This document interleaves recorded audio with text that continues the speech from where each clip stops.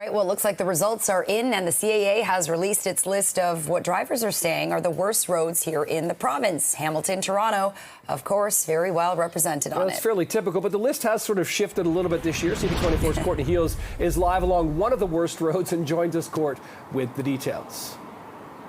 Hey, good morning, guys. And there are quite a few roads in the greater Toronto area. But what is new this year? The fact that a street in Hamilton tops the list. Let's take you live there now. So according to CAA, the top list, and this is voted by drivers, by cyclists, pedestrians, Aberdeen Avenue in Hamilton. What we're hearing from CAA, they say the reason it is number one here is because of potholes, poor road maintenance, also traffic congestion.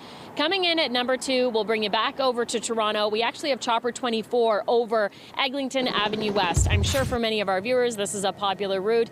Number of issues there too, especially when you consider all of the construction in that area. So that's coming in at number two. Number three, back in Hamilton again, Barton Street East. We have County Road 49 in Prince Edward County and Hurontario Street in Mississauga. The idea behind this list is really to draw attention to roads that could use some maintenance, some extra attention, so that there are some construction projects down the road. I'll let you hear from the CAA, who we talked to about this morning.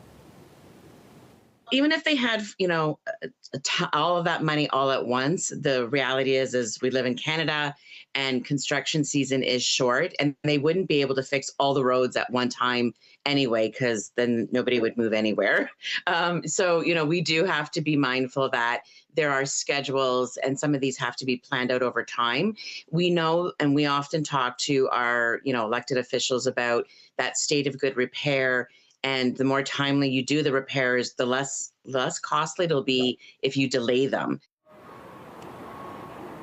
And coming in at number 6, Bloor Street West, where we are live this morning. Keep in mind, guys, many people look at this list from CAA and think, oh, it's the roads where it's obvious, where you do see maybe some damage, potholes, wear and tear, but that's not always the case. For example, along Bloor Street in some spots, it looks pretty good behind me here, but hearing from drivers, it's the congestion. It's the fact that there is still a lot of construction depending on where you are along Bloor and a number of streets in Toronto where you really aren't getting anywhere very fast, and that means your commute into and out of the downtown can take quite some time. So a lot of opinions on this one. This morning we're going to continue our tour, maybe travel back up to Eglinton and get more reaction from drivers on this one too. Over to you. I wonder with what's going on the Gardiner right now, if the Gardiner Expressway between Strawn and Dufferin, I wonder if that makes its way onto the list next year just because of how narrow it is and what a bottleneck it is. Anyway, we're talking about the here and now. Courtney Heels, thanks for that. Appreciate the updates. Thanks, Courtney. Thanks, guys.